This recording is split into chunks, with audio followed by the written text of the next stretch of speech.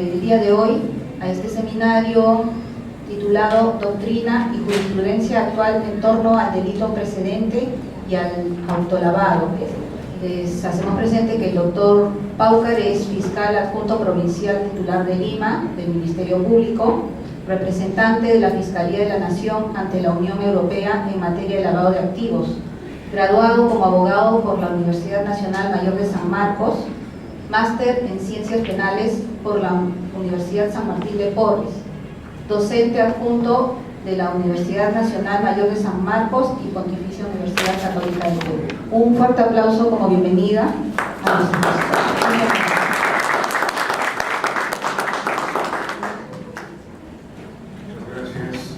Nuevamente por la invitación, agradeciendo este espacio para poder hacer una vez más una disertación sobre los principales problemas operativos que se presentan ante este delito no convencional, que es el delito de lavado de activos, sobre todo a la luz de la reciente promulgación de este día martes de una ley contra el crimen organizado que hace algunas modificaciones en este decreto legislativo C06 y sobre el cual refuerza más que todo la parte aplicativa en el sistema de represión penal para la comisión de este tipo de delitos que aún no alcanzan, conforme los expertos, casos judicializados.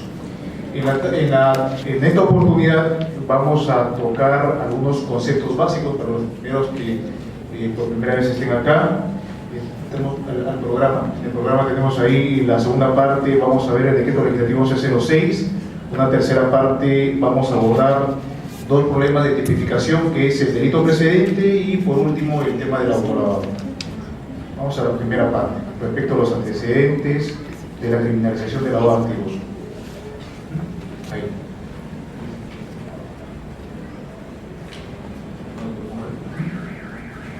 De repente se puede usted voltear un poco para ver exacto, sí. Entonces, en el primer cuadro tenemos la necesidad de poder diseñar, entender la estructura de todo el sistema de lavado de activos. Muchos de nosotros hemos escuchado hablar de la OIF, de las operaciones de reportes sospechosas, hemos oído hablar de los delitos de lavado de activos, de transporte de dinero en efectivo, los testaferros, las empresas de fachada, etcétera, etcétera, etcétera. Pero y para entender un poco estos conceptos básicos sobre el lavado de activos hay que partir de un instrumento internacional muy importante que es la Convención de Naciones Unidas de 1988, la Convención de Viena. Esta convención va a ser importante por una razón, porque a partir de esta convención los expertos van a diseñar, van a cambiar radicalmente el enfoque político criminal que se tenía a raíz de las organizaciones criminales y su capacidad de expansión internacional. Entonces, en Viena se concibe la lógica diferente de atacar el potencial económico de las organizaciones criminales, es decir, atacar los bolsillos.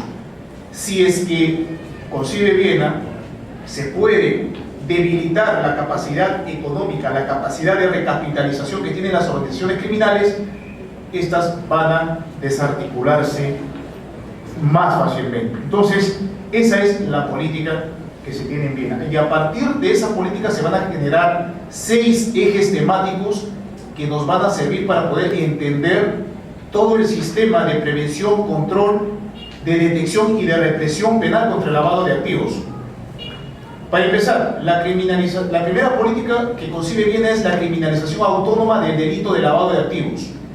Es decir, a partir de este instrumento internacional, el enfoque para la tipificación de los actos de lavado de activos va a concebir que este debe de ser un tipo penal autónomo desde dos espacios, desde un espacio interno y desde un espacio externo.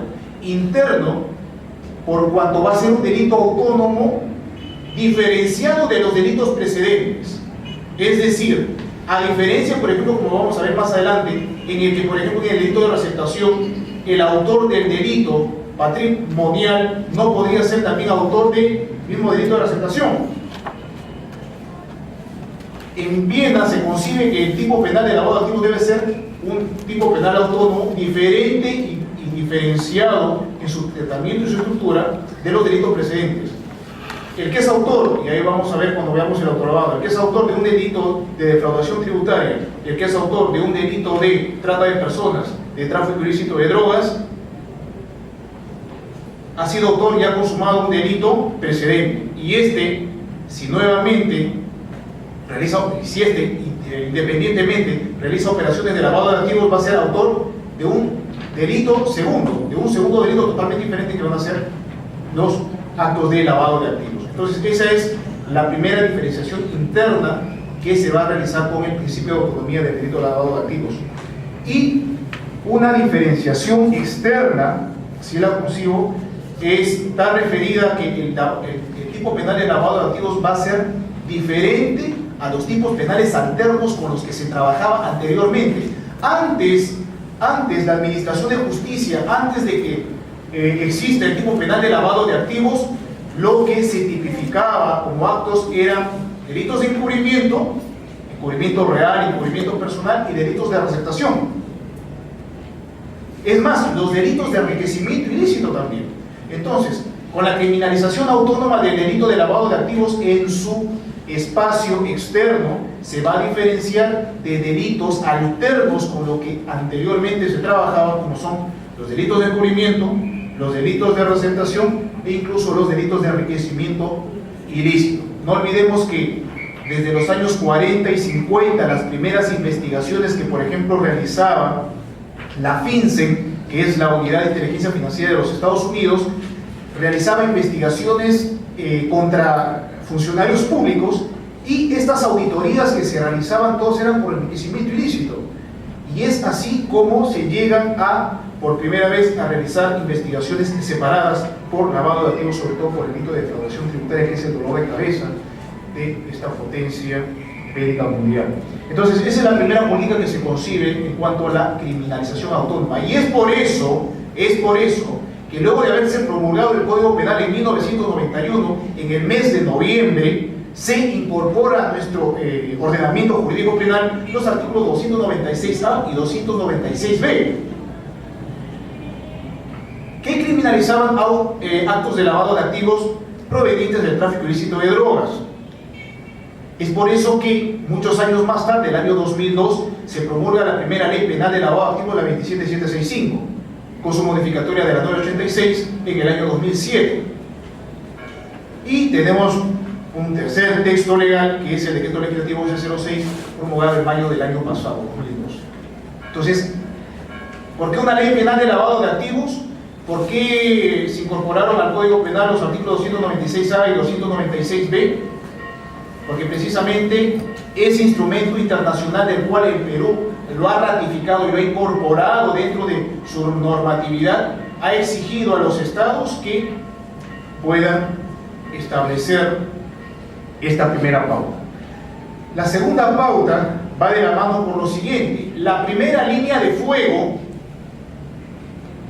la primera línea de batalla para la represión del lavado de activos la van a tener que dar las personas con las que en primer orden puedan tener contacto con las operaciones financieras, bancarias, es decir, en el sistema financiero, en el sistema bursátil, que puedan ser catalogadas como operaciones sospechosas y con una posibilidad muy alta de que se traten de operaciones de lavado de activos. Entonces, por primera vez, porque esta fórmula nunca antes se había ensayado, ni siquiera en laboratorio, los estados parten por prácticamente obligar a todas las entidades financieras, bancarias, bursátiles del mundo a que internamente, dentro de sus instituciones, puedan crear sistemas de detección de operaciones sospechosas. Y no solamente de detección, sino también designar oficiales de cumplimiento que estén obligados por ley a efectos de que puedan informar a una unidad de inteligencia financiera todas las operaciones sospechosas que estén vinculadas con posibles actos de lavado de activos. Y es así que el año 2002, por primera vez en nuestro país, por la 27693, se crea una unidad de inteligencia financiera en el Perú. Es por ello que en esta ley vamos a encontrar los conceptos tan importantes como son los sujetos obligados a reporte. Y dentro de esos 32 sujetos obligados a reporte están precisamente las entidades financieras. Cuando nosotros vamos a un banco normalmente y queremos hacer una transacción financiera, normalmente ¿cuánto es el tope? $10.000, ¿verdad? No podemos retirar sumas muy altas, no podemos realizar operaciones de montos muy elevados, porque si no, estos rápidamente van a ser materia de una pequeña evaluación y el agente financiero, el señor del banco, nos va a pedir una serie de datos para poder hacer un cruce de información y verificar la procedencia del dinero con que esa operación queremos materializar. Entonces, con esta ley 27.693, donde se crea la unidad de inteligencia financiera, se va a crear una unidad de inteligencia financiera, se van a designar oficiales de cumplimiento en cada sujeto obligado. Estos sujetos obligados van a emitir un ROS, el famoso ROS, reporte de operaciones sospechosas, que va a ser derivado directamente a la unidad de inteligencia financiera, la cual va a realizar una investigación sumaria y finalmente, si corresponde, luego de plus información de las diferentes bases de datos que tiene a nivel mundial, va a emitir un informe que va a ser derivado al Ministerio Público. Ahora bien, respecto a esta segunda política, no quiero adelantarme sino hasta incidir en que esta es la razón por la cual existe un delito de omisión de reporte de operaciones sospechosas, que en la ley 27765 estaba en el artículo 4 y que ahora está en el artículo 5, y que con el decreto legislativo 1106 incluso se ha adicionado una modalidad culposa, cumpliendo con esto con los estándares internacionales referidos a lucha contra el lavado de activos. La tercera política que se gesta en Viena, para poder entender un poco el marco general del sistema de represión penal de lavado de activos, es la creación de un espacio único internacional de investigación del delito de lavado de activos. Es decir, a partir de esta política, los estados van a crear un solo espacio internacional donde no haya problemas de frontera para poder realizar persecución de estos delitos. Es decir, como todos nosotros sabemos, y esto Europa nos lleva bastantes años luz de diferencia con la Europol y con las entidades y las agencias policiales que tienen a su cargo investigaciones conjuntas. No importa si las personas que intervienen en las operaciones de lavado de activos tienen nacionalidad española, las operaciones de tráfico de drogas se han realizado en Colombia, las cuentas bancarias están en Holanda, en Suiza, etcétera, etcétera. No va a importar la nacionalidad ni la naturaleza ni la procedencia de los bienes, dineros, efectos o ganancias de los cuales sean objetos las operaciones de lavado de activos. Cualquier país va a ser competente para poder realizar una investigación de lavado de activos. ¿Y cómo se mastica, cómo se come y cómo lo puedo apreciar yo, que soy un operador nacional, soy un abogado del Perú y no sé cómo se ha plasmado esto en mi norma? Basta revisar el artículo 2º, inciso 2 del Código Penal para poder dar una somera lectura y poder identificar ahí un ligero cambio que hizo el legislador hace ya muchos años y que precisamente es una excepción al principio de extraterritorialidad. Es decir, todas las operaciones, actos de lavado de activos que tengan sus efectos dentro del territorio nacional, el Perú podrá asumir competencia. Es decir, por ejemplo, si se hizo una triangulación bancaria, enviaron desde España, de un banco, la Vizcaya de España, el Banco Vizcaya de España, hacer la transferencia de dinero de $500,000 a una cuenta de la BBVA, que es uno de los únicos dos bancos que aceptan transacciones internacionales. Solamente el Interbank y la BBVA aceptan transacciones internacionales. Y al día siguiente este dinero se reenvía a México. Oiga, pero el dinero procede de España y finalmente ya está en México.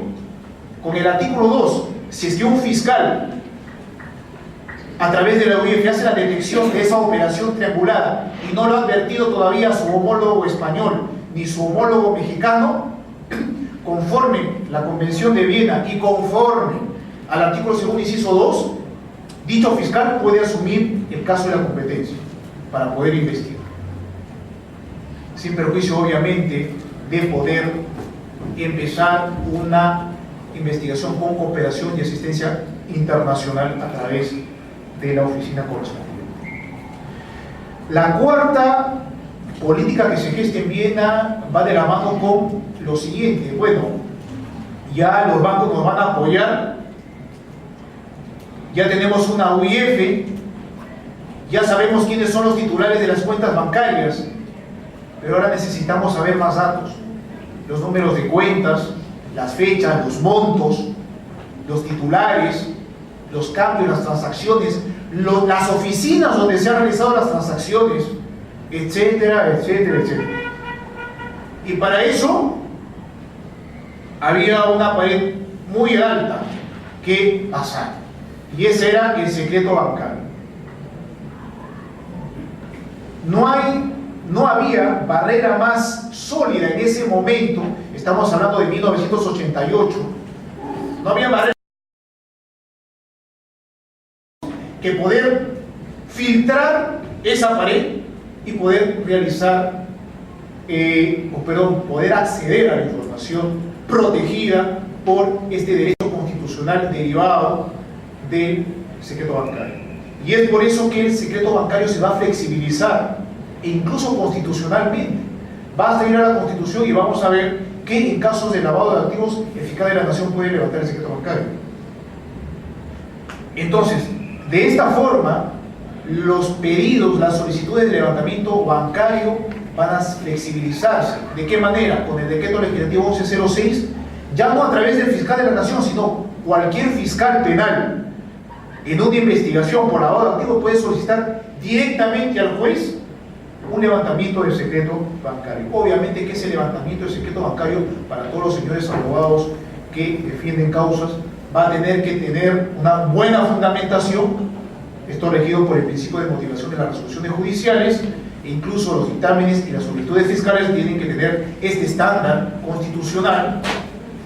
Tienen que establecerse en el levantamiento del secreto bancario también los plazos, los números de cuentas, los nombres completos y claros de los titulares o los posibles titulares o personas investigadas, entre otros datos concretos.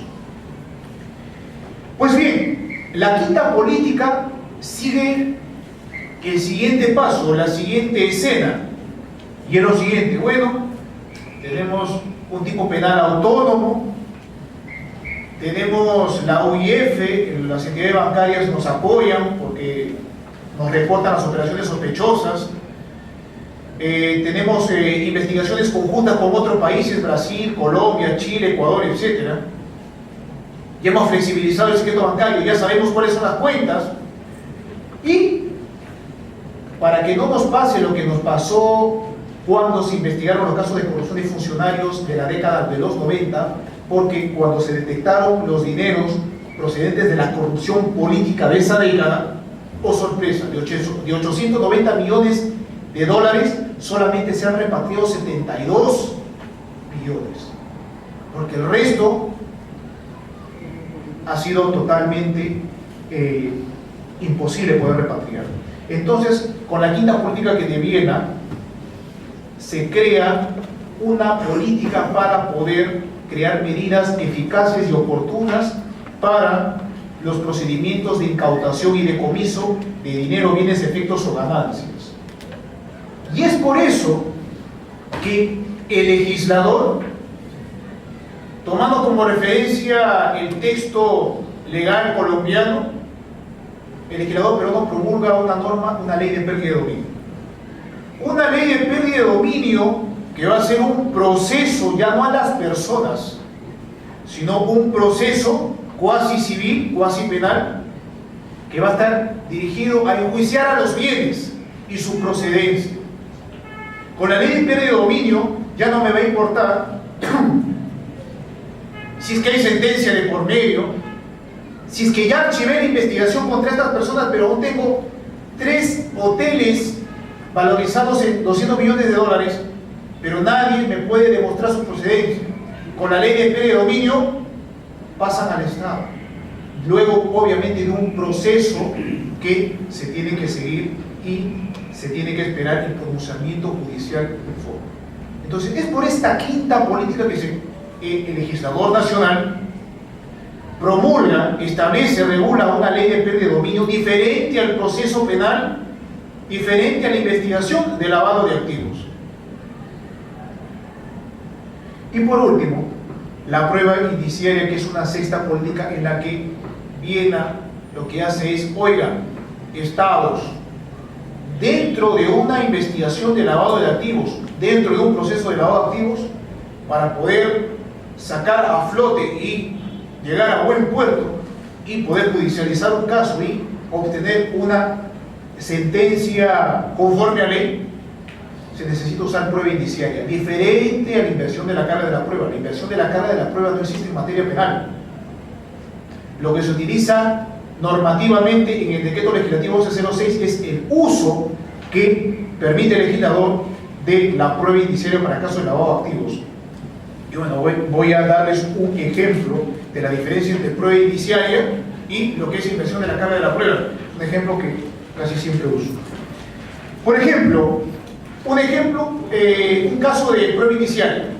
A ver, un matrimonio joven, ¿ya?, recién casados, ambos profesionales, acaban de comprar el departamento, son felices, ¿no? El primer año el esposo llega temprano, 6 de la tarde está llegando porque sale 5 en punto del trabajo.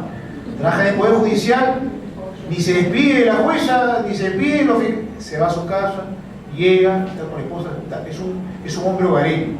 Así está el primer año y el segundo año. Pero el tercer año, ahora se ríe, ese no es mi caso, pero el tercer año no llega a las 7, no llega a las 8. La esposa se comienza a tirar de los cabellos, de los pelos, se desespera, se saca los ruleros y dice, ¿dónde está? Le llama al celular, no contesta. A las 9 de la noche le contesta y le dice, estoy en una conferencia que está dando los otros pagos para el mejor tiempo. Se está prolongando. Te voy a ver el certificado para que me puedas creer. Y aparece en la casa a las 3 de la mañana. Pero a las 3 de la mañana aparece oliendo a pisco, se lleva al bolivariano, oliendo a pisco, con la corbata salida, con lápiz labial por el cuello, por la oreja, por el pecho, qué sé yo. Y encima, cuando se va a cambiar, está con la ropa interior al revés. La esposa le dice, mira, explícame, porque de todos estos indicios que están pasando, quiero que me digas qué es lo que ha pasado. Porque si no me lo justificas, te vas a dar el caso. Son los indicios. O sea, no es que directamente haya llegado y haya atravesado la puerta y le haya dicho, tú me has sacado la vuelta, tú te has portado mal, tú has sacado el patrón, te tiró una cantidad de aire. No.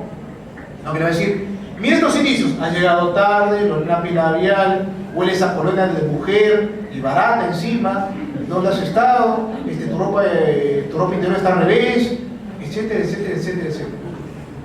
Y encima me has traído un certificado que no está tu nombre. Encima de eso.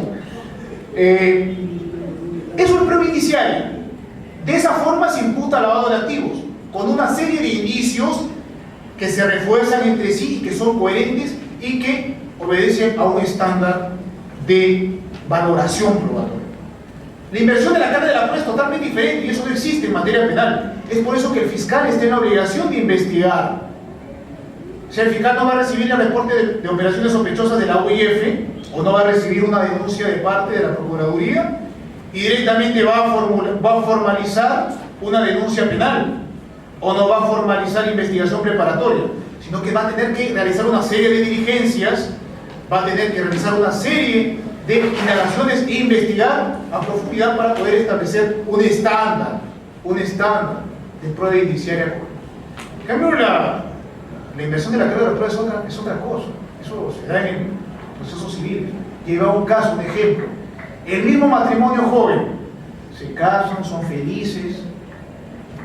El primer año llega temprano, 6 de la tarde, porque marca 4:45 sale del edificio Anselmo Barreto y se va hasta su casa ahí en Camacho. Y el segundo año lo mismo. Pero el tercer año ocurre algo diferente. Están en un almuerzo familiar, sentados a la mesa, con los suegros, todos los hermanos, todos son militares y tocan el timbre.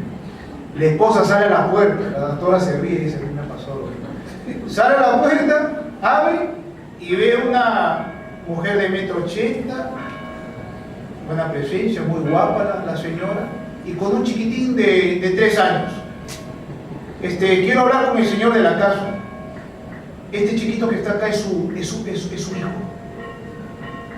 Y la señora se quiere desmayar, le comienza a dar dolores de cabeza, espasmos, le va a dar un choque hipovolémico, ya va a caer al suelo, y llama al esposo y le dice: esta señora ha venido hasta la casa y te está imputando que eres el padre de esa criatura.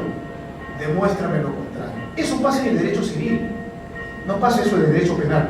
O sea, en el derecho penal, en una investigación de lavado de activos, no vamos a citar al investigador y decirle: mira, la UIF dice que tú has realizado una operación de lavado de activos, ahora demuéstrame que no has hecho lavado de activos.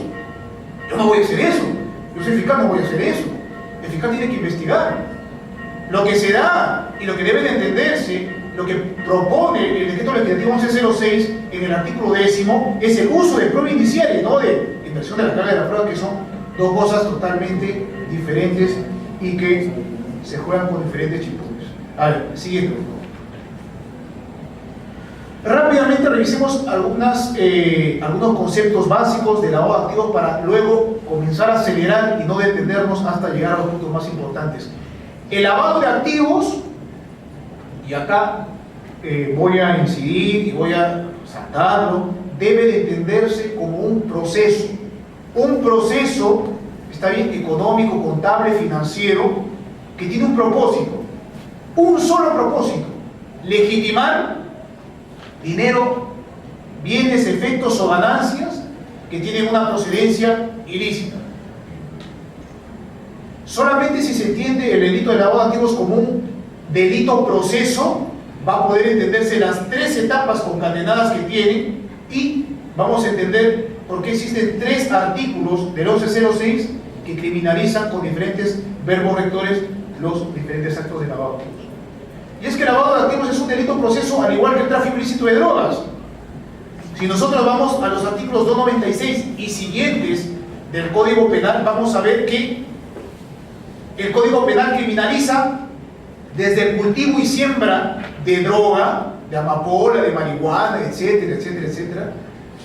El que realiza el proceso de maceración en los pozos de maceración, etcétera, etcétera, etcétera. Criminaliza también a las personas que realizan el transporte de droga, con el tema de la posesión. Criminaliza a aquellos que se encargan de la distribución de droga, etcétera, etcétera. Ese es un delito proceso. Es decir, el legislador criminaliza desde la primera etapa hasta la última. En la misma lógica, el legislador, a partir de Viena, concibe también la necesidad de criminalizar todo el proceso de lavado de activos, en sus 3 etapas: la etapa de colocación, intercalación e integración. Entonces, el lavado de activos es un proceso, un delito proceso, que tiene como propósito legitimar dinero, bienes, efectos o ganancias de procedencia ilícita. Es un delito no convencional, Investigar lavado de activos no es lo mismo que investigar un delito de homicidio, violación, donde ya tenemos una fórmula ya preestablecida con el tema de señalamiento de diligencias, sino que es un delito no convencional porque vamos a tener que utilizar bastante norma extrapenal para poder configurar y establecer adecuadamente nuestra investigación o nuestro caso si somos abogados de lavado de activos. La tercera característica es la siguiente: los que se dedican a lavar activos son personas que guardan todas las formalidades. Les comento, mi primer caso de lavado de activos como fiscal me llegó, abrí el caso y al mes de haberse citado a las personas investigadas, me trajeron 3 tomos de copias fedateadas, certificadas, selladas, juradas, sacramentadas, etcétera, de documentación que presuntamente podía justificar todo su patrimonio. Me habían traído actas de registros públicos, las partidas, las minutas, los contratos, todo lo habido y por haber en documentación legal y contable, incluso financiera, estados de cuenta, etcétera, etcétera, etcétera, para poder hacer la pericia. Antes de eso, me encargué de una cosa: revisar detalle por detalle. Y me había dado cuenta, por ejemplo, que si a primera vista uno dice, caramba, no me voy a poder mandar a la cárcel a una persona justa, un empresario justo, caramba, es un emprendedor, Dios mío, ¿qué voy a hacer? No voy a archivar el caso, no. Comencé a revisar, comenzamos a revisar todos los actuados y pude detectar, entre otras cosas, que por ejemplo la minuta que había sido levantada a escritura pública, la fecha del documento era diferente a la fecha en la que se había elevado a escritura pública. Supongamos que había sido elevado a escritura pública en el año 2008, ahí decía, ¿no?, elevado a escritura pública por el notario del señor tal, fulano de tal, pero el documento era de fecha posterior. ¿Se dan cuenta? O sea, ese pequeño detalle se les habrá pasado. De repente no han contratado los servicios de alguno de los abogados que están acá presentes, que son especialistas en lavado de activos, que yo lo veo constantemente, pero ese es el tema. El lavado de activos precisamente guarda todas esas formalidades. Es como en la película Troya de Brad Pitt, donde nadie se va a poder dar cuenta, pero en una escena en donde aparece Brad Pitt, luego que toma la playa con los troyanos, aparece un avión sobre su cabeza. Ese pequeño detalle, yo estoy seguro que nadie, los que hayan visto la película Troya, se va a dar cuenta. Un avión, muchos años antes de Cristo, es un detalle que, de la misma forma, ese tipo de detalles aparecen en una investigación de lavado. Y los autores definitivamente son personas que gozan de buena reputación económica y social, y es por eso que pasan desapercibidos, por favor la siguiente, y no son detectables. Anterior, ya miren, bueno, eso, para lo que no es una foto, no es un cuadro de Picasso, no es un holograma. Si gustan les puedo dar la dirección donde se encuentra ese dinero ahorita. Lo que quieren ir un rato no es la bóveda de Mapato tampoco, es dinero real. Fue una incautación que se realizó en Colombia, un operativo son cerca de 59 millones de dólares y 17 millones de euros. Y esa es una parte de la habitación. Esa es una parte, y ese es uno de los inmuebles que fueron incautados a uno de estos narcotraficantes y que se dedicaban también a lavar su propio dinero a lo Pablo Escobar. Siguiente, por favor. Bueno, también ese es otro operativo que se dio en forma conjunta con la Europol, la Interpol y acá nuevamente nuestros vecinos colombianos. Siguiente, por favor. Esta es una operación de lavado de activos de traficantes de armas nigerianos. Después de que está el fusil ahí. La siguiente, por favor.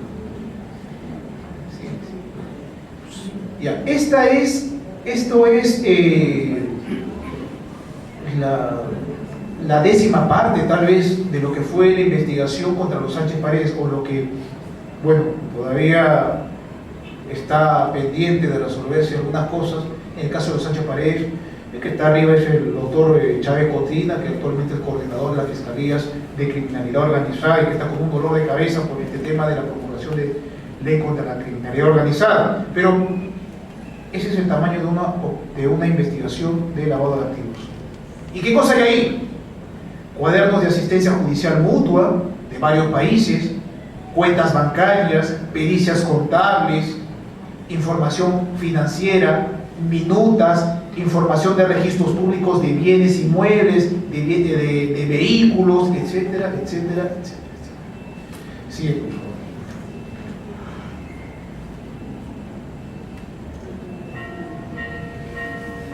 Normalmente las organizaciones de lavado de activos son pequeñas y están constituidas por un número limitado de miembros. No pasan más de 5, 6 o 7 personas, no son muchas. Esto corresponde a la tipología número 4, referida a el grupo central, es decir, una organización, una tipología flexible, en la que no existe un líder, sino existen objetivos, metas. El lavado de activos se relaciona con el financiamiento del terrorismo porque son las dos modalidades de movimiento de dinero más grande que existe en el mundo. Pero a diferencia del financiamiento del terrorismo, el lavado de activos legitima dinero de procedencia ilícita, mientras que, al revés, el financiamiento del terrorismo lo que hace es realizar actividades ilícitas con dinero de procedencia ilícita. Y por si acaso nosotros tenemos una modificación de noviembre del año 2012 referida a los delitos de financiamiento del terrorismo. La 27475, la ley penal del terrorismo, ha sido modificada en su artículo 4 y existe una ley, existe un tipo penal de financiamiento del terrorismo que ya está actualizado a los estándares internacionales de financiamiento del terrorismo. La siguiente, por favor. Todo el cuadrito. Es un cuadrito que lo importante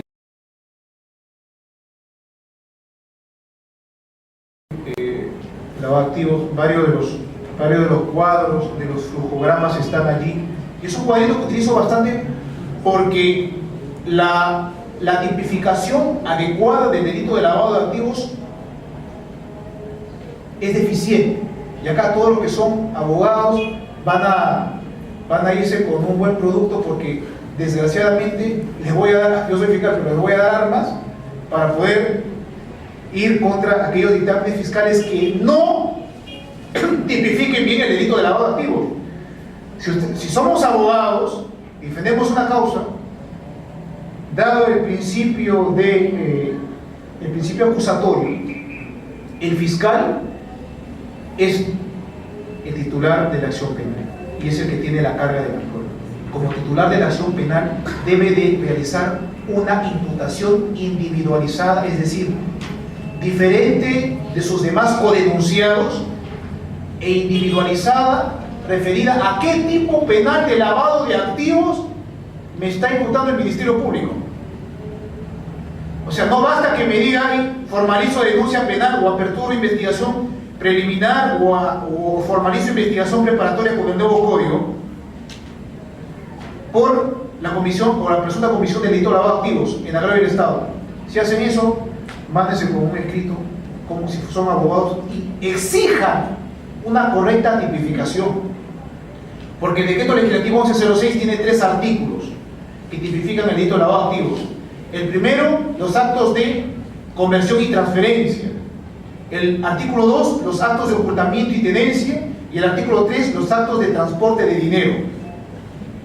Si el fiscal o el juez no identifica correctamente cuál de las conductas me están imputando, obviamente ahí hay una deficiencia y se está vulnerando el derecho de defensa del investigado o del procesado.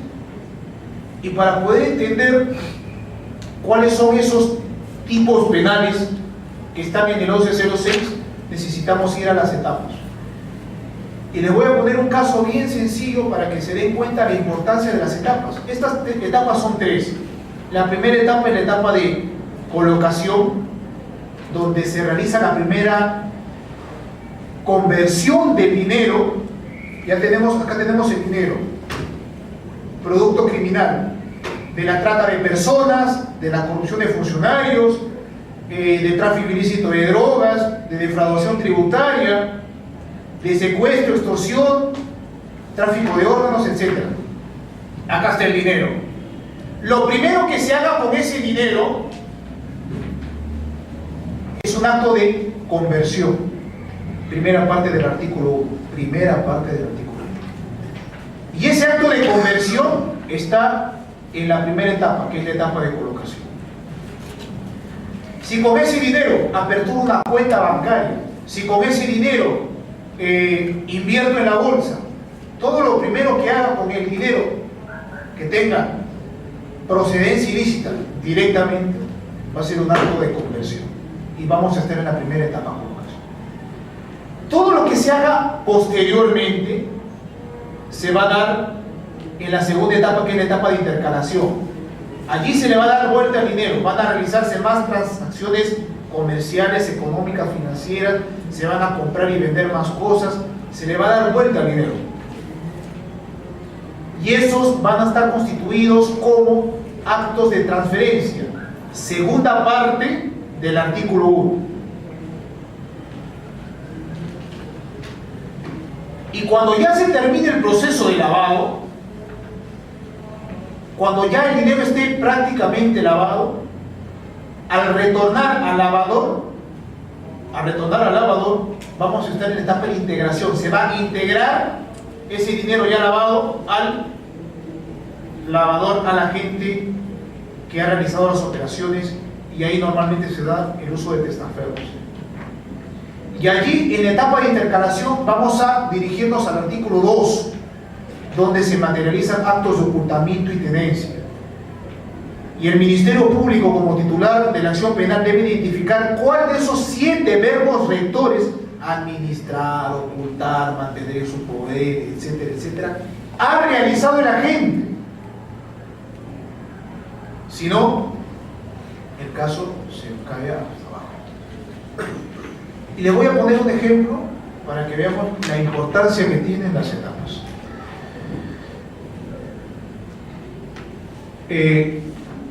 Juancito Pérez el día de hoy ha comprado una camioneta Audi valorizada en $100.000, una camioneta 4x4, 2013, mes de agosto, último modelo, $100.000.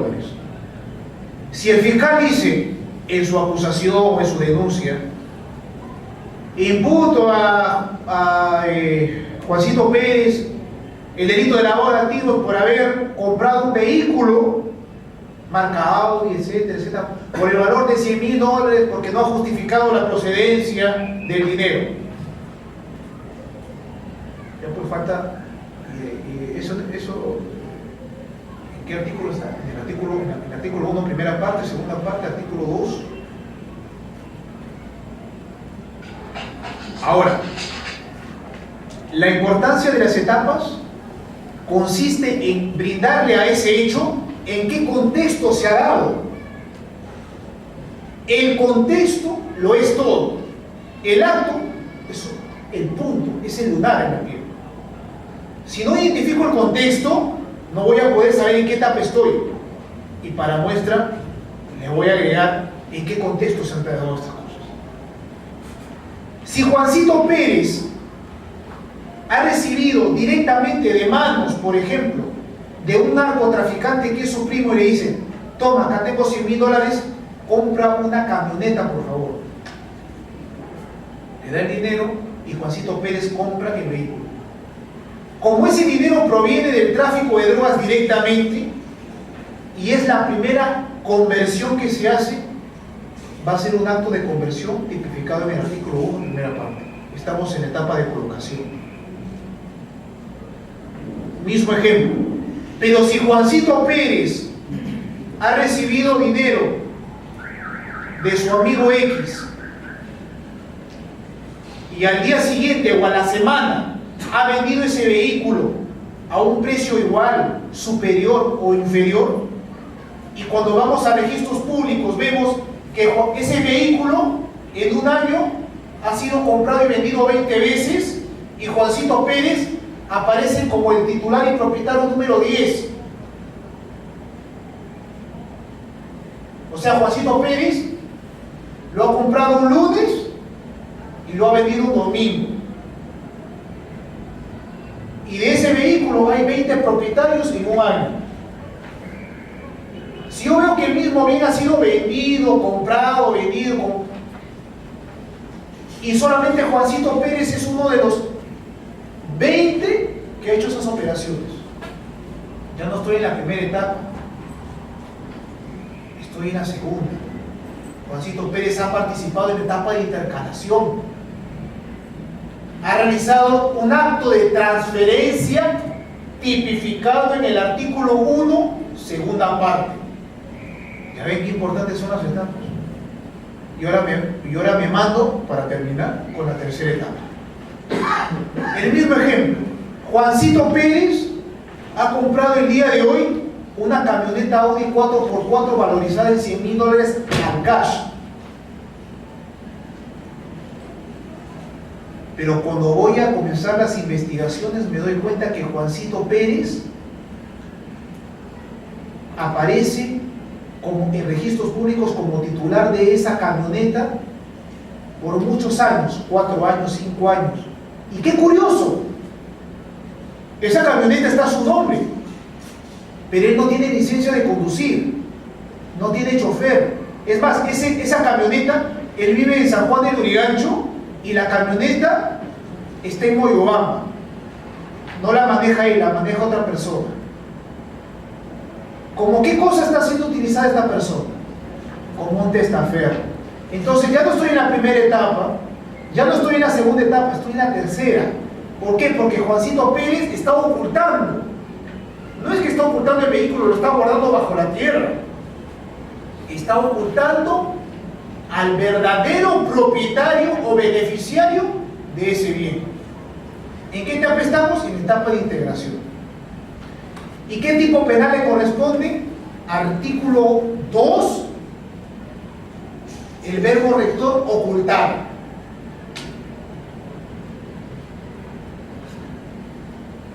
Porque el artículo 2 tiene 7 verbos rectores, tiene administrar, mantener en su poder, ocultar, etc. ¿Se dan cuenta de la importancia de las etapas?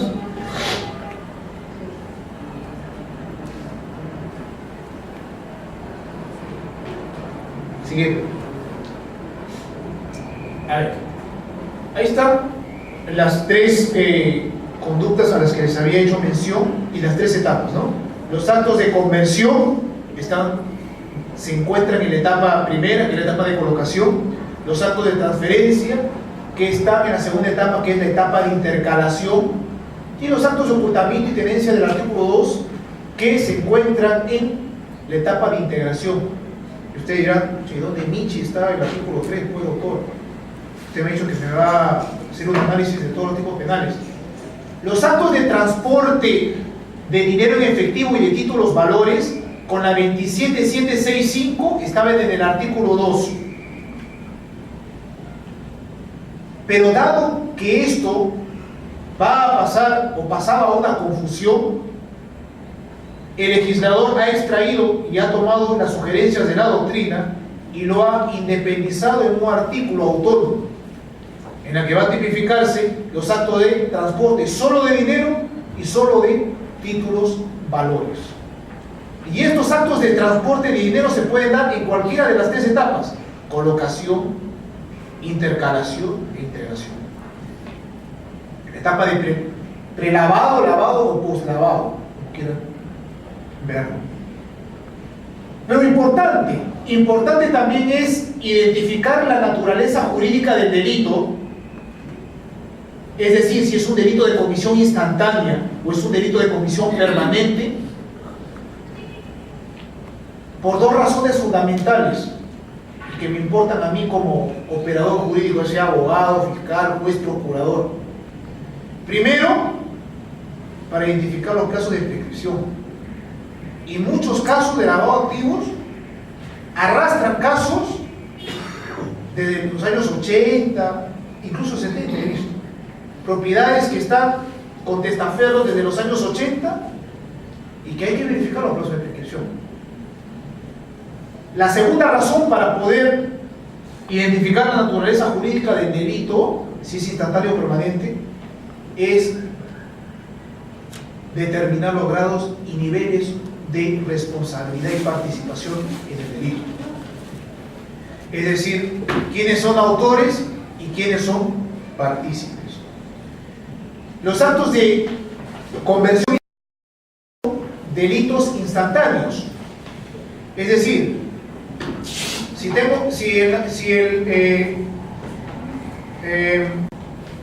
que se dedica a la trata de personas me da $50.000 y con eso le apertura una cuenta, el solo hecho de haber aperturado la cuenta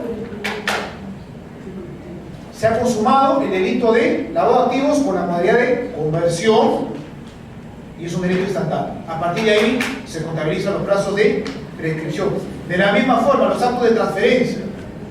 Si es que yo constituyo una empresa jurídica de fachada y a la semana le doy de baja en la SUNAT, el solo hecho de haber constituido la empresa con la finalidad de que solamente sea una empresa de fachada para una semana, porque en esa semana he movido dinero o he mezclado dinero de procedencia ilícita, ya estoy en un delito de comisión instantánea, que es un acto de transferencia.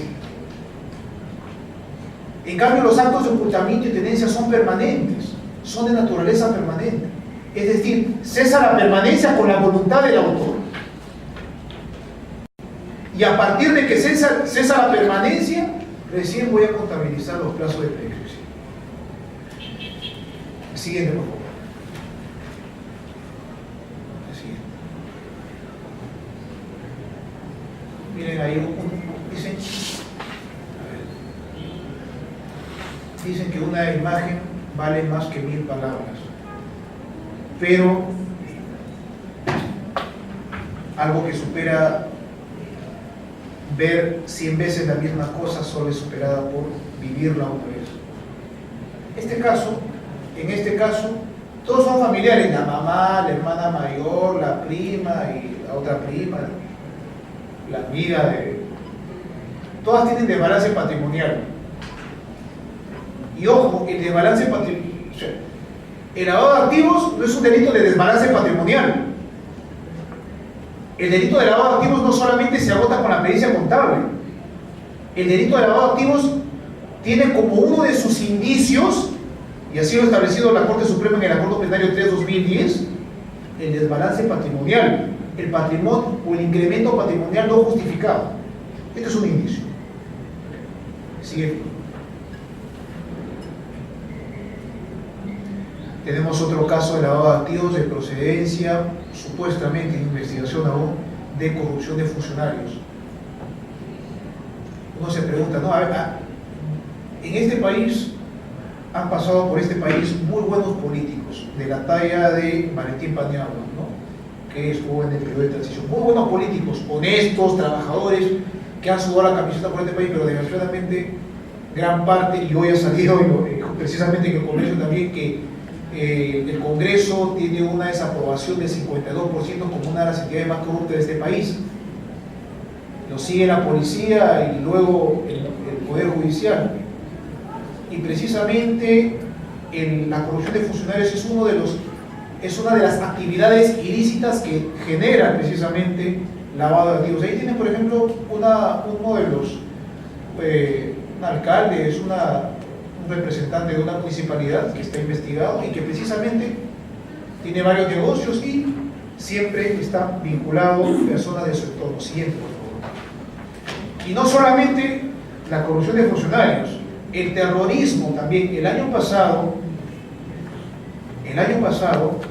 hubo en los primeros meses del año una investigación donde se realizó una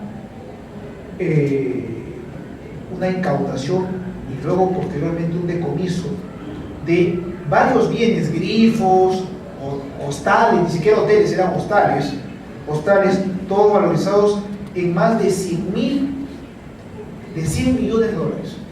En Ica, eso fue en Ica.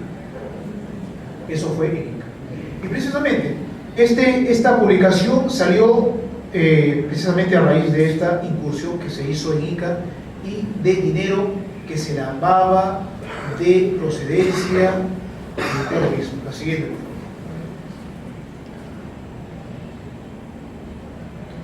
Bueno, ahí lo más importante no es Jennifer López, por si acaso. La noticia chiquitita que está ahí: incautan bienes por un valor de 90 millones de soles. Esa es la cantidad que normalmente está en juego de una investigación de lavado de activos. Este es el caso de una persona que dice que comenzó a vender cebollas a partir de los 25 años y a los 37 años tenía una fortuna de 90 millones de soles. Tenía bienes, casas, con piscinas temperamentadas, minimarkets, cuentas bancarias, y al final se incautó todo, pero esta persona está como no había castigo.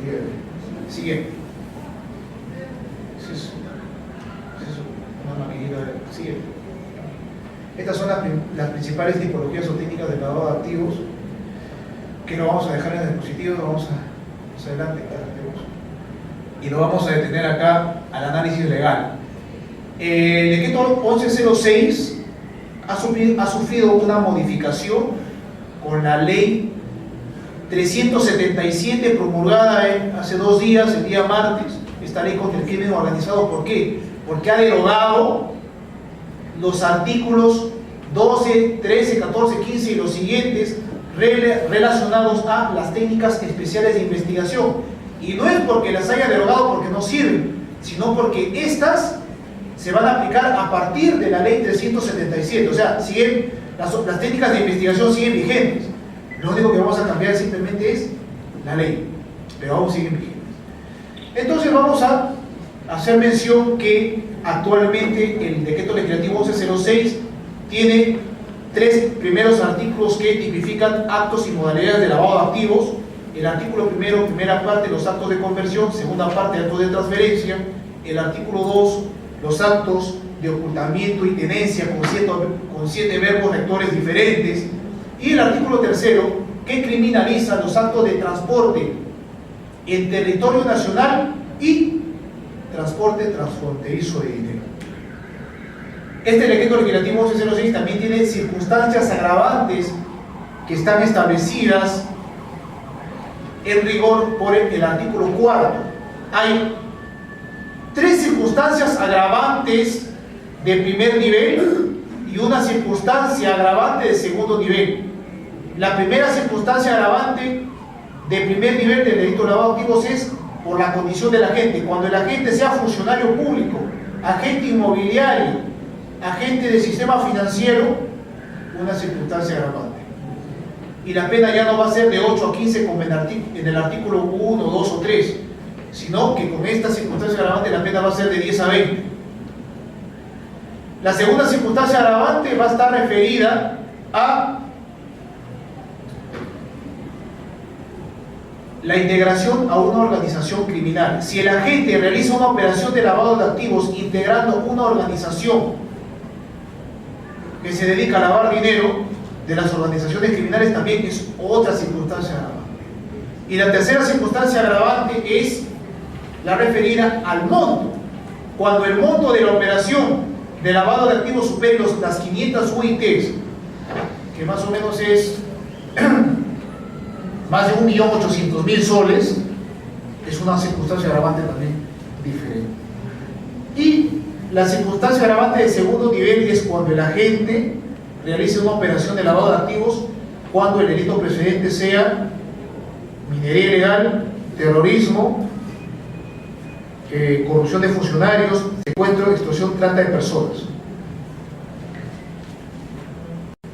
Y también, como novedad, se han incorporado 2 circunstancias atenuantes en el artículo 4 también, que está referida, la primera, cuando el agente realice colaboración eficaz, y que es totalmente diferente a, a lo que se aplica con la colaboración eficaz de la 377 que se está viendo en criminalidad organizada. Es totalmente diferente, es una norma sustantiva diferente a la norma procesal. Y la otra circunstancia atenuante es cuando el monto de la operación de lavado de activos sea inferior a las 5 UITs, es decir, inferior a 18.000 soles. Y también tenemos en el artículo 5º un delito de omisión de reporte de operaciones sospechosas en la modalidad dolosa, y la novedad es que también tenemos ahora una modalidad culposa. Y tenemos un nuevo delito también, que es el delito de rehusamiento a entrega de información en caso de lavado de activos, y que tiene que ser usada por fiscales, procuradores y jueces. Para terminar, la parte sustantiva del 1106 es la incorporación específica de consecuencias accesorias en el artículo 8º. Es decir, en todos los casos de lavado de activos, donde estén involucradas personas jurídicas, el fiscal, como titular de la acción penal, debe de incorporar a la investigación a las personas jurídicas para que puedan aplicarse estas consecuencias jurídicas, estas consecuencias accesorias, como por ejemplo la disolución de la persona jurídica, que prácticamente es como la pena de muerte para una persona natural. Si a mí me gusta que mi esposo me pegue, me gusta que me pegue. Si yo también soy pisado, mamá, déjame que soy pisado, pues déjame ser como soy. De la misma forma pasa el tema con la doctrina y la legislación extranjera, que es muy buena, pero como dice el maestro Gustavo Pozo, el maestro de mi maestro, el doctor Hito Prado, hay que tomarlo como eso, como una recomendación, una referencia. No podemos interpretar nuestra norma a partir de comentarios de autor. O sea, no podemos decir que si el autor X de España o de Alemania dice que el delito de lavado de activos tiene como bien jurídico protegido la administración de justicia, no quiere decir de que el delito de lavado de activos en el Perú tenga como bien jurídico protegido la administración de justicia. Y yo les voy a decir por qué. Porque en Alemania, el artículo 291, el parágrafo 291, que tipifica el delito de lavado de activos en Alemania, está dentro de los delitos contra la administración de justicia. Y lo mismo va a pasar en otros países.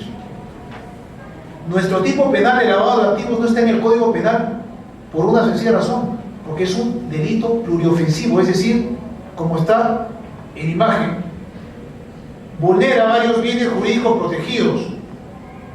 No solamente el tema de la efectiva justicia penal, sino delito de resultado. En las letras de color azul, el texto pertenece a la 27765 y el texto en rojo al decreto legislativo 1106. En el texto azul, la 27765 modificado por la 986 era un delito de resultado, porque antes ese dificultar la identificación del origen ilícito del dinero era el resultado que debía de materializarse para la consumación del delito. Ahora, ese resultado que antes estaba como un resultado, ahora ha sido trasladado a la tipicidad subjetiva y ahora se ha convertido en un elemento que acompaña al dolo. Es decir, ahora el que convierte o transfiere dinero, bienes, efectos o ganancias cuyo origen ilícito conoce o debía presumir con la finalidad de evitar la identificación, etcétera, etcétera, ya no está en el aspecto objetivo del resultado, sino está acompañando al dolo como un elemento subjetivo, como una tendencia interna trascendente. Y para poderse entender este cambio, voy a poner un ejemplo muy sencillo. El segundo párrafo del artículo 296 tipifica el delito de tráfico ilícito de drogas en la modalidad de posesión con fines de comercialización. Es decir, si hay una intervención policial y encontramos en una zona de microcomercialización a una persona con 300 quetes de clorhidrato de cocaína, a mí no me importa si es que ha vendido 100 o iba a vender 200. A mí no me importa, a mí solamente me basta imputarle a esa persona la posesión y la finalidad que tenía de comercializarla. En el delito de lavado de activos también se da la misma lógica, la misma dinámica, la misma estructura. Me basta que la gente haya realizado una operación de lavado de activos y que haya tenido la finalidad de ocultar ese origen ilícito. Basta, punto. El delito de trata de personas tipificado en el artículo 153 tiene la misma dinámica y la misma lógica. Basta que la gente haya captado, trasladado, entregado a un tercero personas con la finalidad de explotación laboral, explotación sexual. A mí me basta que la persona haya captado 3 chicas de Moyobamba y las haya traído a Lima, y no necesito verificar que las haya sometido a explotación sexual para imputarles trata de personas. ¿Por qué? Porque es un delito de tendencia interna trascendente. Esa finalidad no necesito verificarla. ¿Y cómo entonces la voy a verificar? Doctores, desde la universidad, ¿cómo se prueba el dolo? Mediante prueba indiciaria. Y precisamente ese cambio de un delito de resultado a un delito de tendencia interna trascendente, es decir, un delito de peligro abstracto, se hizo a la sazón de poder tener una facilitación de la actividad probatoria, una actividad probatoria mucho más fácil, un poco más dinámica. ¿Por qué? Porque, por ejemplo, en la posesión de drogas me va a bastar. ¿Cómo voy a acreditar que la persona tenía la finalidad de comercializarla? No tiene trabajo conocido, dice que es consumidor, pero cuando le tomamos un examen toxicológico arroja que nunca ha consumido drogas, y cuando le tomamos el sarrugial tampoco, no es consumidor, nunca ha sido consumidor, nunca ha recibido tratamiento. Es decir, esa droga no la tenía para invitarle, porque es buen amigo, quiere invitarle a sus patas del barrio, ¿no? O sea, esa droga la tenían para comercializar. Y mucho más si en sus pertenencias le encontramos dinero, DNIs, tarjetas de crédito, etcétera, relojes, normalmente que dejan los drogadictos para poder acceder a la droga, ¿no? De la misma forma, se va a imputar lavado de activos. Allá, usted ha comprado un vehículo, ya, ahora justifíqueme, ¿de dónde salió el dinero? ¿Cómo lo va a financiar con el banco? ¿Quién se lo dio? ¿Dónde se lo dio? ¿De qué forma se lo dio? ¿Cuánto iba usted a recibir de comisión? Etcétera, etcétera, etcétera. La siguiente. Pasemos a la siguiente, avancemos, avancemos a la siguiente. Vamos a dejar el cuadrito allí para poder ir acabando. Se va a quedar ese cuadrito allí. Ese cuadrito, que lo vamos a dejar en las diapositivas, es un cuadrito que está en el texto, en el libro que publicamos. Es un cuadrito que resalta de forma bien ejemplificada, bien sencilla, toda la estructura del delito de lavado de activos. La tipicidad objetiva y la tipicidad subjetiva. En la tipicidad objetiva, ¿qué cosa requerimos? Sujeto activo, puede ser cualquier persona. ¿Cuáles son las conductas típicas? Convertir, transferir, ocultar, mantener en su poder, administrar, etcétera, lo que quieran. ¿Cuál es el objeto de la acción del delito? Dinero, bienes, efectos o ganancias. Hasta ahí acaba la tipicidad objetiva. Hasta allí acaba la chamba del fiscal de acreditarlo objetivamente. Si quiero acreditar que el investigado perturbó una cuenta bancaria, voy a tener que pedir al banco la información de la persona que perturbó la cuenta, etc. Objetivamente tengo que acreditar. Tengo que acreditar qué moneda fue, dinero, si fue dinero, bienes, efectos o ganancias. Hasta allí acaba la chamba del fiscal para acreditar objetivamente, porque el resto lo va a tener que acreditar con indicios. ¿Y qué es el resto? La tipicidad subjetiva, es decir, ese origen ilícito, que en ningún momento dice delito, no dice delito de tráfico de drogas, no dice nada, solamente dice origen ilícito. Ese origen ilícito va a ser acreditado mediante prueba indiciaria. Ese conocimiento que dice, cuyo origen ilícito que conoce o debía presumir, o sea, dolo o dolo eventual, también se va a acreditar mediante prueba indiciaria. Y esa tendencia interna trascendente que está en verde, esa finalidad también se va a acreditar con prueba indiciaria. Siguiente, por favor. Avancemos. Eso es el artículo 2, que prácticamente tiene la misma dinámica. Avancemos, por favor. Avancemos a la siguiente, si fuera tan amable. Son los actos de transporte. La siguiente, por favor. Ahí nomás dejemos la anterior, la 4. Acá tenemos las circunstancias agravantes, como les habíamos hecho mención, por la condición del agente, cuando el agente integra una organización criminal o cuando el monto de la operación supera las 500 UITs. La siguiente, por favor.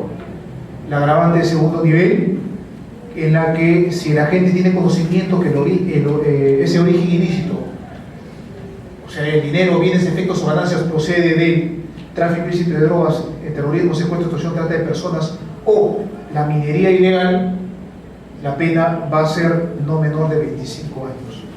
Siguiente. Y las circunstancias atenuantes, que son dos, que son nuevas, que es cuando el agente coopera con la Administración de Justicia a través de una colaboración eficaz, información eficaz, y cuando el monto de la operación sea inferior a las 5 ITs. Siguiente. A ver, ahora vamos a ver el tema del delito precedente, el bendito delito precedente. El tema del delito precedente, que hoy en día ya está superado tanto jurisprudencialmente, e incluso hay un oficio circular del mes pasado donde el fiscal de la Nación ha instruido a todos los fiscales de todas las instancias de este país a realizar las investigaciones en casos de lavado de activos sin tener en cuenta el delito precedente, no porque lo diga el fiscal de la Nación, no porque lo diga Víctor Prosa Larrega, sino porque así lo establece el decreto legislativo 1106, porque el delito de lavado de activos es un delito autónomo e independiente. ¿Qué es el delito precedente? El delito precedente es toda actividad criminal que va a dar origen a un producto criminal, dinero, bienes, efectos o ganancias, con las cuales se van a realizar las operaciones de lavado de activos. El Plan Nacional de Lavado de Activos le ha dado esta definición. El delito precedente de lavado de activos es la conducta criminal subyacente que genera el producto susceptible de ser lavado. La Convención de Palermo del año 2000, igualmente, en el artículo 2, inciso H, también ha dado una definición bastante interesante. Por delito determinante se entenderá todo delito del que se derive un producto que pueda pasar a constituir materia de un delito definido en la presente convención. Otras denominaciones que recibe el delito precedente: delito fuente, delito determinante, delito subyacente, delito de origen. En Alemania le denominan Vortat, y en el derecho, en el sistema anglosajón, el underlying offense o el predicate offense. Siguiente.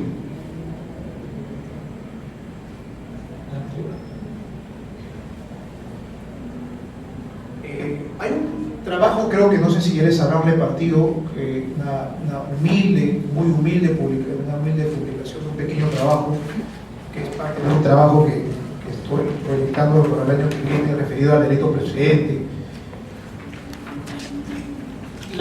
El problema del delito precedente viene arrastrándose desde 1991, cuando teníamos los artículos 296A y 296B. Como en esos artículos el tipo penal establecía el que interviene en la inversión, venta, etcétera, o posesión de ganancias, cosas, bienes, etcétera, obtenido el tráfico ilícito de drogas. Como nos hemos mentalizado, como se nos ha quedado en el chip de que debía de obtenerse estos dineros, bienes, efectos, ganancias del tráfico ilícito de drogas, cuando salió la 27765 y aún con la 1106, aún seguimos buscando el delito precedente. Siguiente.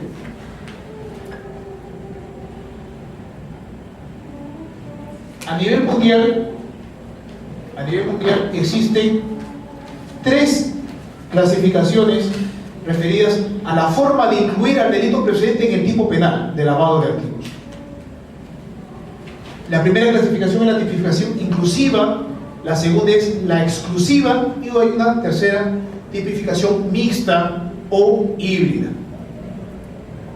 En la tipificación inclusiva, es decir, legislaciones donde el tipo penal es parte del delito de lavado de activos, tenemos Alemania, Italia, Uruguay, Colombia, Chile.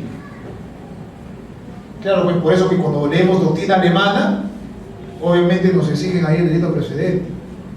Incluso Tiedemann, un jurista alemán de renombre, textualmente ha señalado que el delito de lavado de activos en el Código Penal alemán es un delito completamente desordenado, es un tipo penal cuyo texto es completamente ambiguo y de él no se puede identificar con claridad a qué conducta o acto se refiere la criminalización que ha hecho el legislador. Es lo que ha hecho Tiedemann.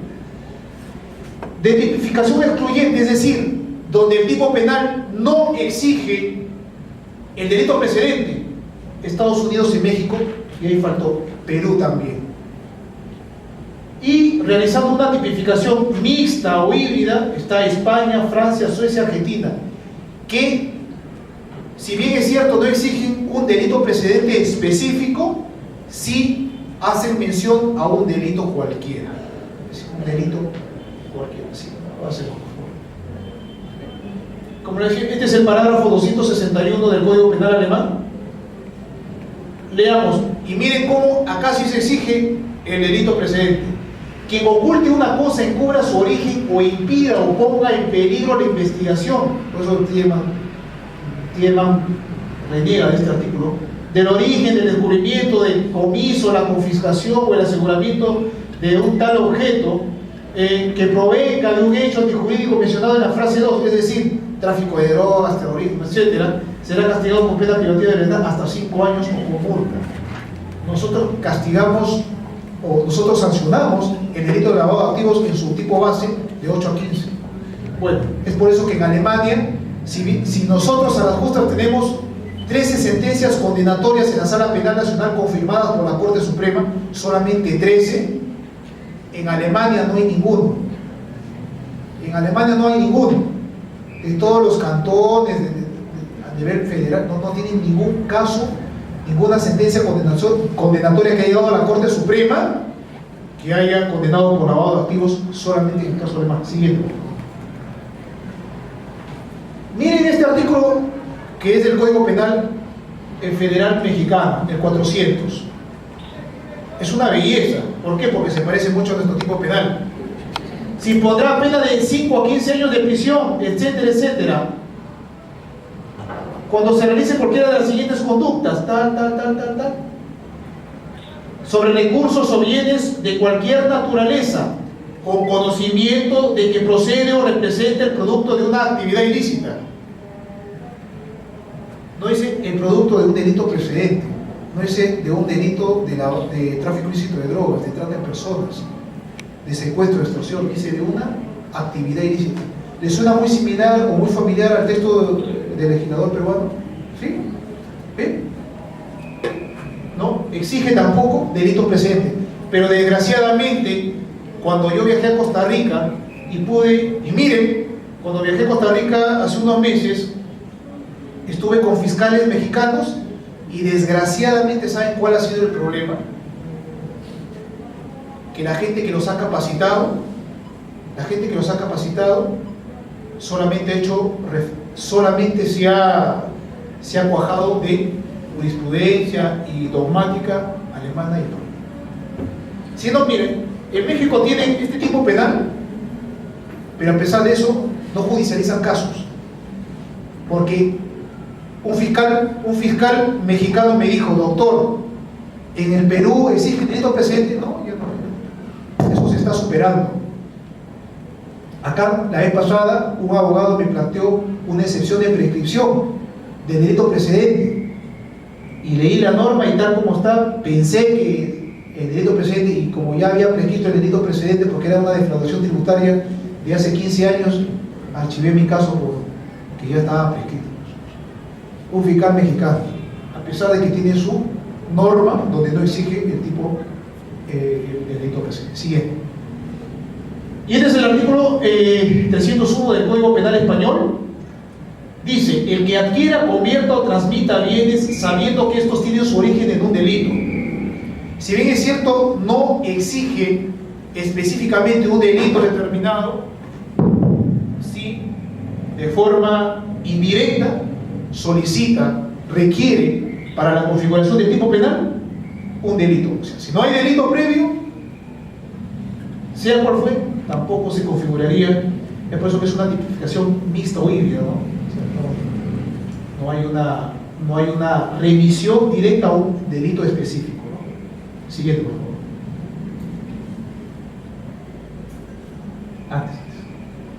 ¿Y cuáles son las interpretaciones distorsionadas que se hacen respecto al delito precedente? Que el delito precedente es un elemento objetivo del tipo penal, que es una condición objetiva de punibilidad, que es un requisito de procedibilidad, que es un requisito sine qua non. El delito precedente no es un requisito de procedibilidad, como por ejemplo lo es el informe de la administración tributaria en los casos de delitos tributarios, donde para poder ejercitar la acción penal se requiere del pronunciamiento de la autoridad administrativa previa. Ahí sí se exige porque es un requisito. En el tipo penal de lavado de activos no existe ese requisito previo.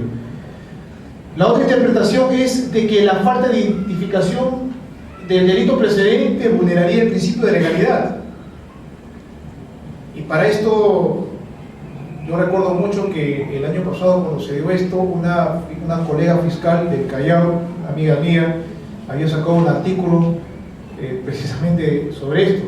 Ella también es de la idea de que si es que el delito precedente no está identificado, se vulneraría el principio de legalidad, y como hemos visto, el delito precedente no es exigido por el tipo penal. Siguiente. El artículo 10º del 1106, o el otrora artículo 6 del 27765. Ese artículo 10 es referencial, porque en él se especifica que el conocimiento del origen ilícito puede darse de actividades ilícitas tales como trata de personas, terrorismo, secuestro, extorsión, delitos patrimoniales, etcétera, etcétera, etcétera. En ningún momento se establece que el artículo 10 forma parte del tipo penal del artículo 1 o 2 obvios.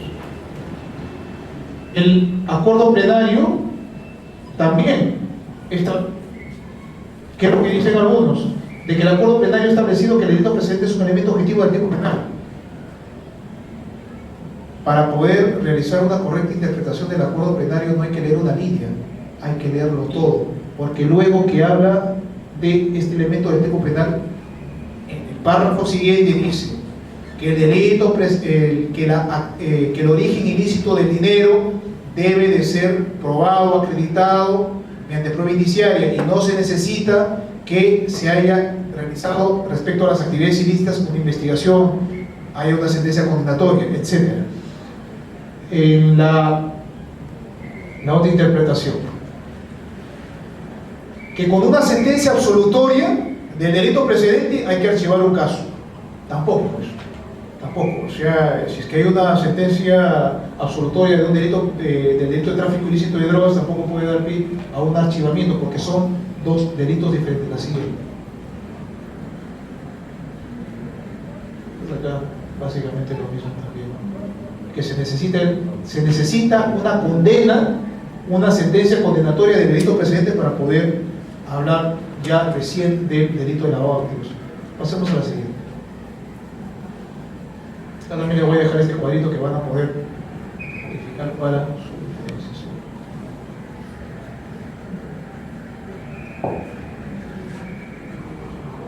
Autonomía, delito de lavado de activos. ¿Qué exige? Origen ilícito. Yo les invito, luego de terminar esta sesión, que tomen entre sus manos el texto del 1106, lean una y otra vez, palabra por palabra, artículo 1, artículo 2 y artículo 3. Si alguno me encuentra la palabra delito precedente, le regalo un libro.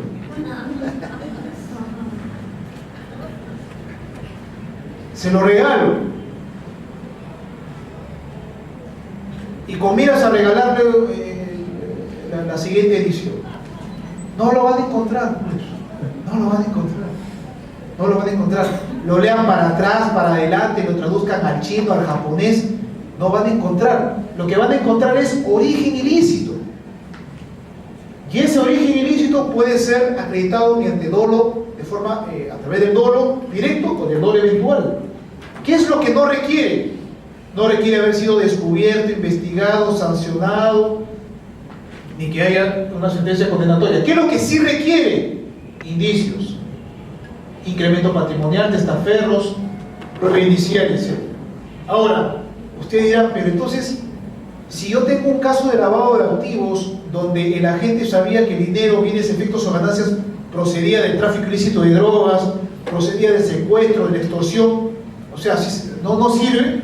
Sí sirve, pero para la circunstancia agravante del artículo 4 del segundo párrafo. Porque si es que el agente conocía que el dinero procedía del tráfico ilícito de drogas, le aplicamos la circunstancia agravante de segundo nivel, está en el segundo párrafo. Y ahí la pena es no menor de 25 años. Siguiente. Este es el oficio circular que ha salido emitido del despacho de la Fiscalía de la Nación. Es el oficio circular 024-2013.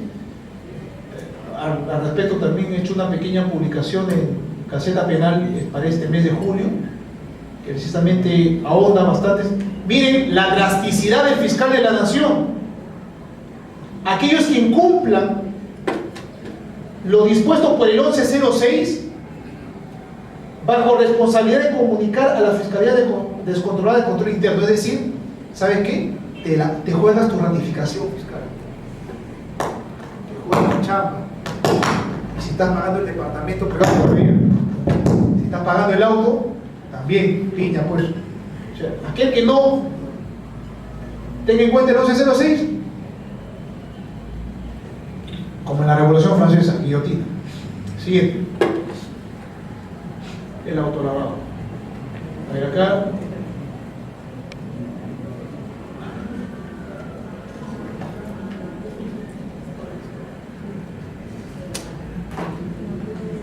Vamos a tratar de hacerlo lo más rápido posible. Vamos a tratar de hacerlo más rápido. ¿Qué diferencia ven entre estas dos figuras? Pablo Escobar y Wall Street, el primer film.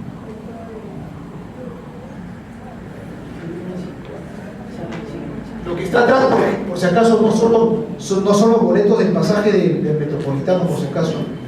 Creo que el Metropolitano no usa boletos, pero no es los boletos de micro que tomamos, ¿no? O sea, son bienes.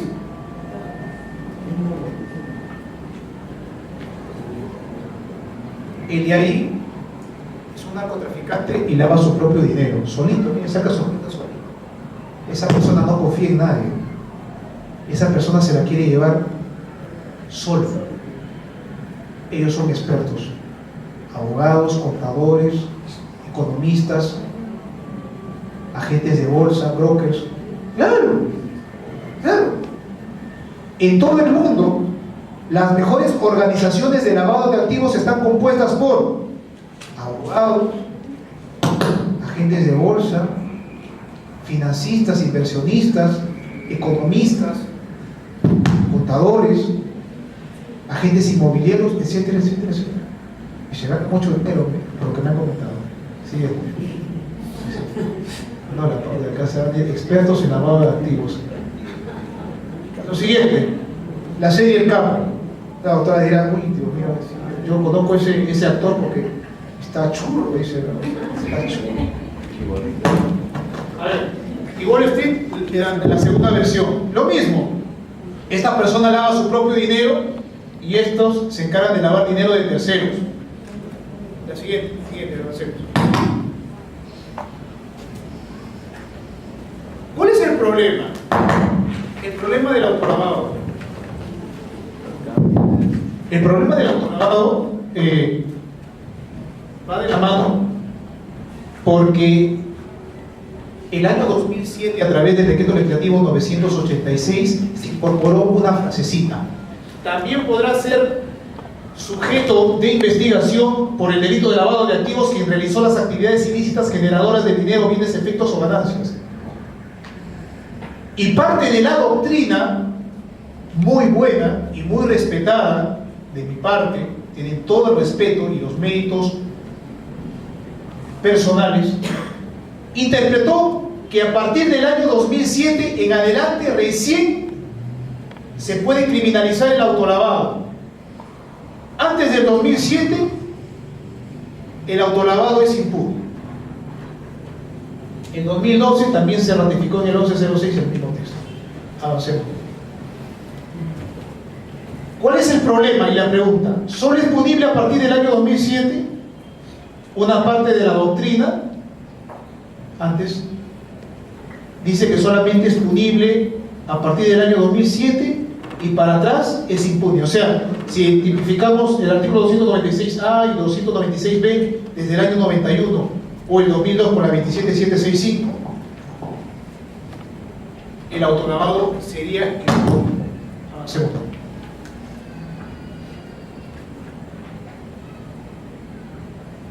Yo les voy a resumir, para poder abreviar el tiempo, dos razones fundamentales sobre las cuales se apoya la doctrina para considerar que el autolavado es impune. La primera es que se vulneraría el principio del debe sin IVE. ¿Y cómo es esto? ¿Cómo se come? Es decir, esta parte de la doctrina sostiene lo siguiente: que de la misma forma que en el delito de receptación el autor del delito previo no puede ser el mismo autor del delito de receptación, tampoco en el lavado de activos se puede criminalizar al autor del delito previo por lavar su propio dinero, porque lo que hace son actos postconsumativos que ya están sancionados por el delito precedente. O sea, si comete una extorsión y obtiene $200.000 y luego se compra una casa, eso no sería lavado de activos según la doctrina, porque ese producto de la extorsión sería simplemente un acto postconsumativo y no se puede sancionar dos veces a una persona por un mismo hecho. El segundo fundamento, para poder abreviar, es que se quebrantaría o no se respetaría los principios de impunidad que tiene el autoencubrimiento. Es decir, en el artículo 404 del Código Penal hay una cláusula donde establece que están exentos de responsabilidad aquellas personas que por la cercanía y el vínculo que hayan tenido con el autor de un delito, está bien, pueden ser eximidos de responsabilidad. Y si un tercero puede ser eximido de responsabilidad penal, con mucho mayor razón, dice esta parte de la doctrina, el que se autoencubre no podría ser responsable penalmente. O sea, quien esconde el arma homicida, quien esconde el vehículo con el que ha atropellado a un niño, no sería responsable porque el autoencubrimiento es impune. Esos dos son los fundamentos sobre los cuales la doctrina, esta parte de la doctrina se apoyaría para poder establecer que el autolavado es impune. Avancemos, por favor, avancemos. El siguiente.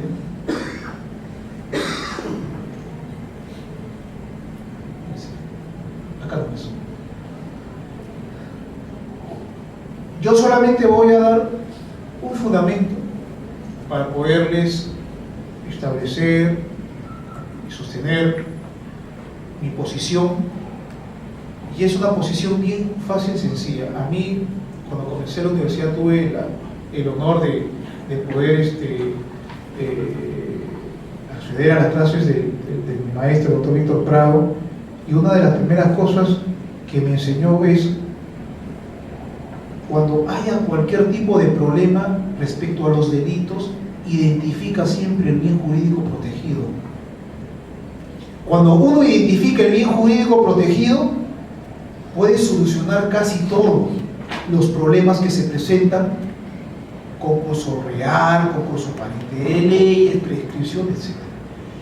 El bien jurídico protegido nos ayuda bastante, y nos ayuda precisamente a ver la inmensa diferencia que existe con el delito de receptación y con el delito de encubrimiento.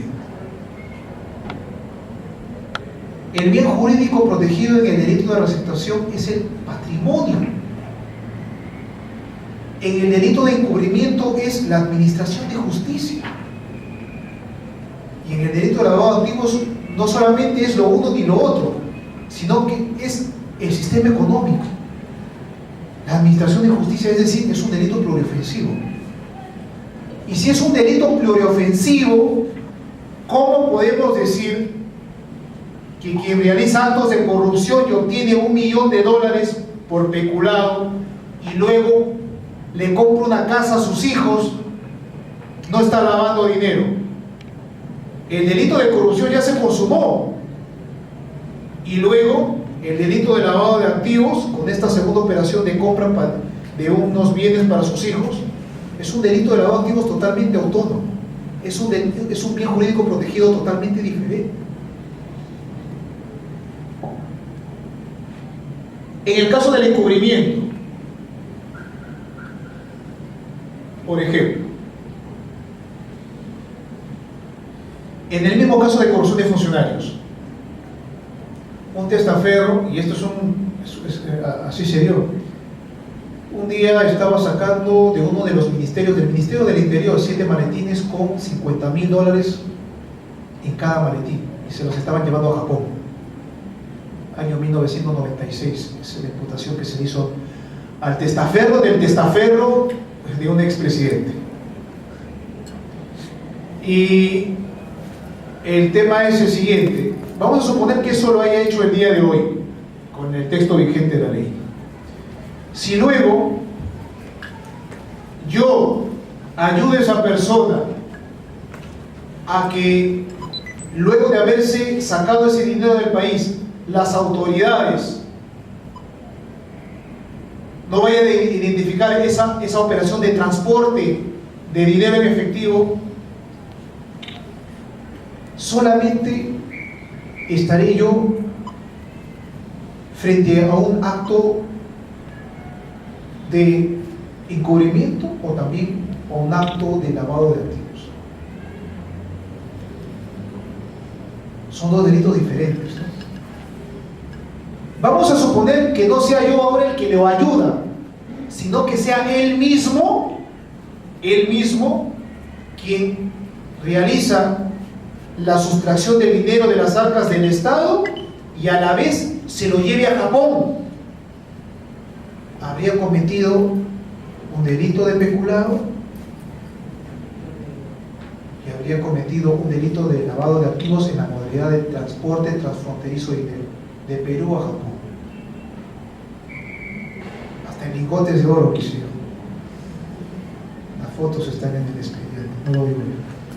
Entonces, esto de reconocer e identificar el bien jurídico protegido es la llave para poder diferenciarlo con el delito de receptación y el delito de encubrimiento. Avancemos, por favor.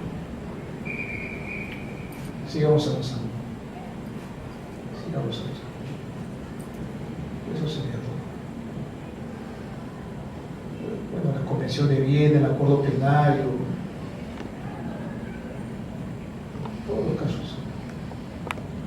Y para terminar, a manera de conclusión, les quiero compartir esta pequeña conversación que tuve con un jurista de muy alto renombre en un debate académico que tuvimos, y me discutió y me dijo: o sea, doctor, ¿se puede lavar hasta un nuevo sol? ¿Qué cosa se quiere?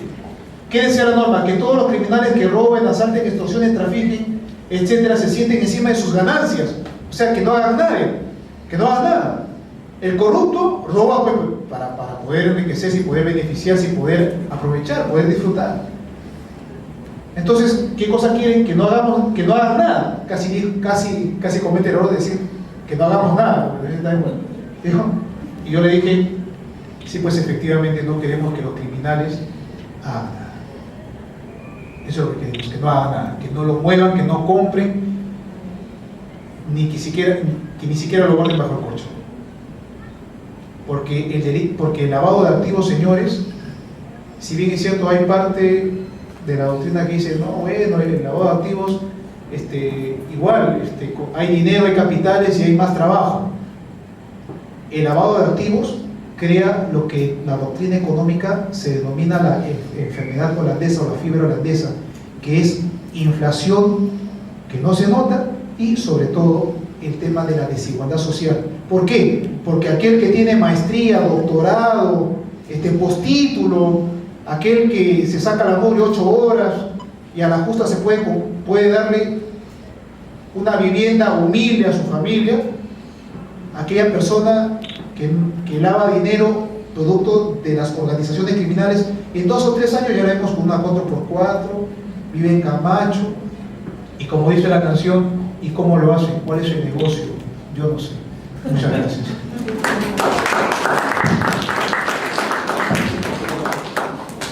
Quiero agradecer la importante presentación del doctor Marcial Paucar y con agradecimiento por esta generosa colaboración hacia nosotros, transmitiendo sus conocimientos, despedirlo con la entrega de un certificado y el fuerte aplauso de parte de ustedes.